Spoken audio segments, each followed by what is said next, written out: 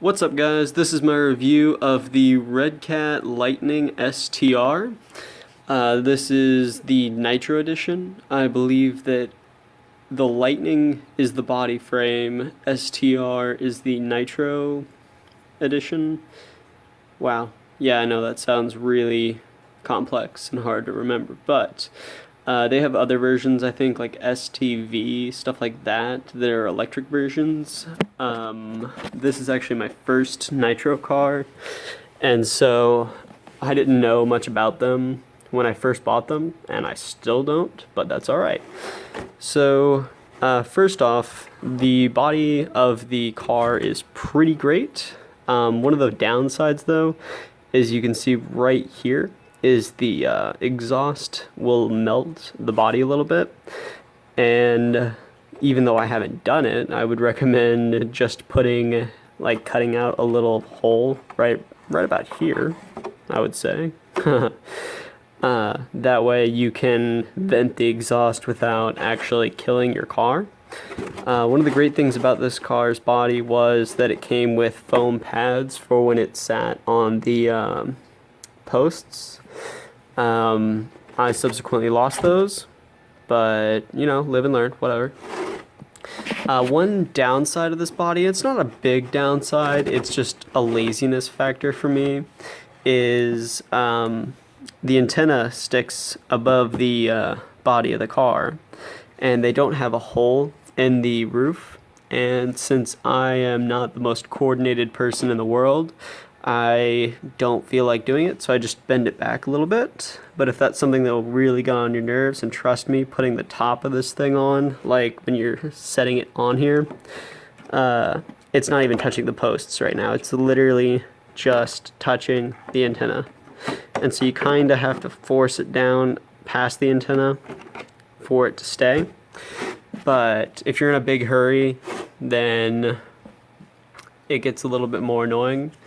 Anyway, on to some more important factors of it. Everything on this car is stock except for the wheels. I burned through those wheels in about 3 days. I don't know how often people burn through wheels, but I don't know, 3 days, about 10-15 runs. I guess it was alright. These wheels were $9, and I actually haven't taken them out on the road yet. I just picked them up off Amazon. They were really cheap, you know, $9 wheels. They feel pretty high quality, and they actually look a lot better. Let's see if I can get it to focus here on the rim. There we go. So the rim of these wheels looks a lot better than the stock rim. Little bit of a heads up, the air filter is really hard to put back into place, and I'm lucky every single time to put it back in. I don't know how I'm consistently doing it, but putting the whole body of the air filter back on is it's a challenge. Also, one more thing that is not stock on this is my exhaust pipe. This is the upgraded version of it. And one bad part about this one, is this is actually slightly farther back. And so what I had to do is there's a little metal pin right here that holds the muffler in place. And I actually had to bend that this way a little bit so that it would sit farther back. And since then, I haven't had any problems with it. I like these exhaust headers a little bit more. They look a little cleaner. Their bore is a little bit bigger. Mostly, I just bought it, though, because I wanted to buy upgrades. It's what I do whenever I buy anything. Also, the fuel line and then the pressure line, I honestly don't know if that's what this is called, but I mean, it, you know, supplies pressure into the fuel tank from the exhaust, so close enough guess anyway. They're both pretty long when you first get them. All you have to do is just pull them off, snip them a little bit, and no big issue there. But like I said, they were a bit long. They still kind of are. Better to have a little bit too much, though, than rather too little, because, you know, you can really screw yourself up there. The body of the car, I really think is gorgeous. The suspension of it looks great. Everything's clean on it. I do have some problems with my glow plug right here, and then around the exhaust system right here, spitting a little bit of burnt up fuel. It's not that bad, but every now and then you just want to, take a good rag and wipe this whole section right here down, basically. Actually, just wipe the whole car down. You might as well keep it looking gorgeous. So since I'm a beginner in RC, I've run this into quite a few walls, sometimes going, flooring it the entire time. As you can kind of see here, let's see if I can get it to focus a little bit more. Come on, there we go. A little bit better. You can see it's scraped up on the bottom. The top looks fine. That's not a big issue, but it looks, for the most part, it's pretty durable. They can take some pretty good hits. This car has held up really well. Another bad thing about the car is the bottom scratches up. I mean, that's, again, just nitpicking, really. It's gonna happen. It just hurts seeing a, beautiful purple body plate getting scratched up. I would say try to find a plastic cover for that, honestly. You could make one, I guess. It wouldn't be that hard to do. I just haven't done it because, as I've already mentioned, I'm lazy. So when you first buy this car, the engine break-in, really easy. It's gonna try to idle forward, or at least that's what it did to me. I would not recommend adjusting the high-speed needle or the low-speed needle while you're trying to break in your engine, because you're really just going to screw yourself up.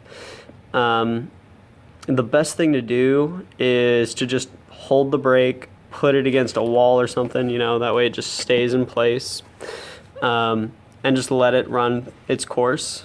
I made the unfortunate mistake of I tried to set it up and I adjusted the high-speed needle because I was new, and I adjusted the high-speed needle first to get that idle gone, and then once that failed, then I moved on to the low-speed needle, which you can find right here on the throttle body.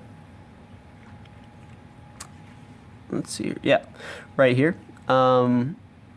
And sorry, I just lost my train of thought there. Anyway, I ended up screwing myself up, and I had to, look up how many turns it takes to put it back to factory settings, and it wasn't that big of an issue. I figured it out, got it all set up, but initially, or in general, the tuning of this car is not hard to do. Remember, always start with your high-speed needle first, because that controls all your fuel flow, and then move on to your low-speed needle. Another thing is it runs really rich right out of the box. So rich, in fact, that you will just see fuel almost spilling out of the exhaust. That's really annoying. You're not going to see much smoke. It just means it's really rich. You're not running it too lean, so you're not hurting it as much. Anyway, moving on from the engine tuning itself, the suspension on this is really good. It's fairly tight on it, which I kind of like, because I like that, sportier, tight suspension a little bit. It sits, let's see here off the side, it sits, maybe even less than a finger's length off the ground. I know this is on carpet, so it's not 100% accurate, but it sits about a finger's width off the ground. Ooh, that's a nice little side profile right there. Anyway, so it sits pretty low to the ground. I have a Traxxas Bandit that could almost roll right over this thing with how low it sits to the ground. Not literally, because I'd probably hurt something. I'd find a way. Another thing I found out is this car has a really hard time not stalling when you're braking. When you brake, you generally kill it. So if you're gonna brake, you might as well accept the fact you're going to stall it out. I'm sure if you're a lot more experienced, then you get a lot better at not doing that. One thing that I found out to do was just tighten this up a little bit so that when this servo pulls back, it doesn't affect your throttle, or when this servo pulls back, it does affect your throttle body just a little bit. And that is what's killing it for me. And I've tried messing with the idle needle as much as I possibly could. And I ended up just getting frustrated and quitting that. So what I did instead was I just tightened this up so that this has a very, like, there's just a little wiggle room here. But the second this servo moves, like right now, this is not brakes disengaged, brakes engaged. The movement is just nothing. So instead of, flicking your finger all the way forward or anything, you're just tapping it and then instantly it stops. The braking power on this car is really good. I haven't had it run into anything really hard, thankfully. One thing that I do like about this car is it is four-wheel drive. And I know that's more of a drift car style, more than a on-road car style, or high-speed on-road. But this car, you kind of have to make it drift a little bit. I mean, if you floor it, turn the wheel, it's instantly going to drift. It's going to be doing donuts like crazy. But on the if you're not wanting it to drift, it's not one of those cars where you tell it to go forward, you hit the gas, you don't give any steering input, and it's still sitting there spinning around. Like, this car stays straight unless you want it to. I mean, you can feel it out a little bit more. It doesn't just try to drift instantly.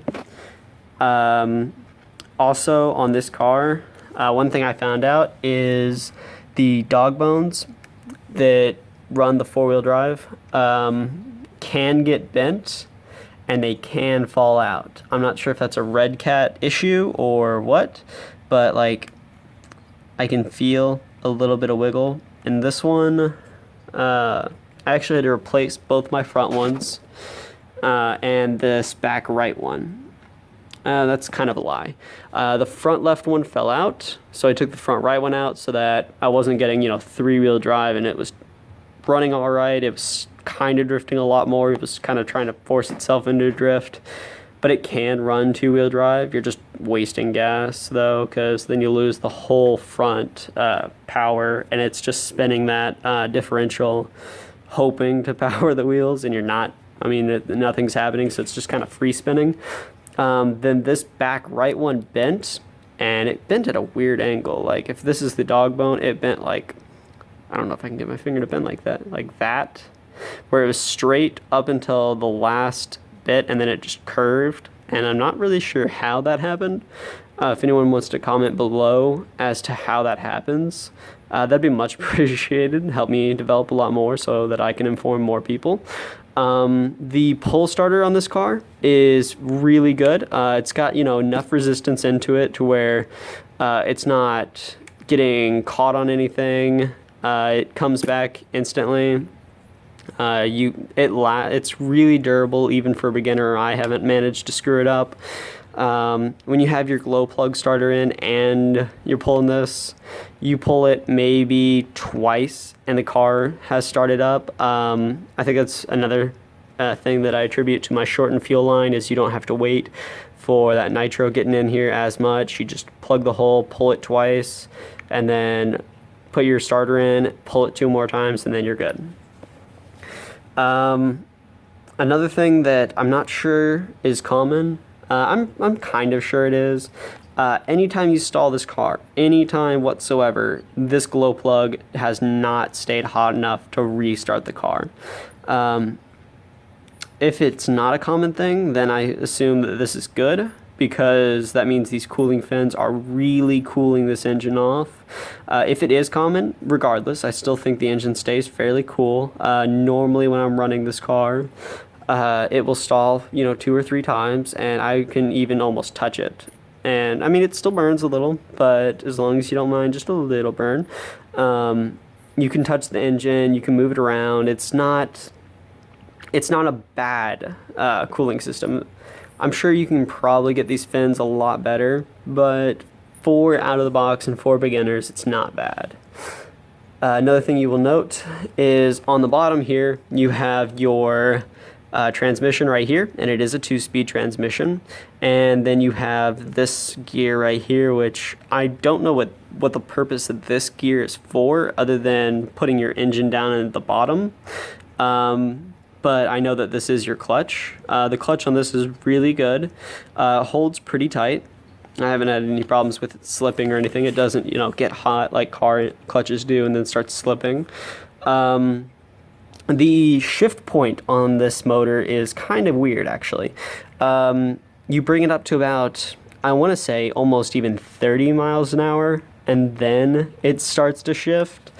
I have speed tested it, and out of the box, brand new, I got it up to 50.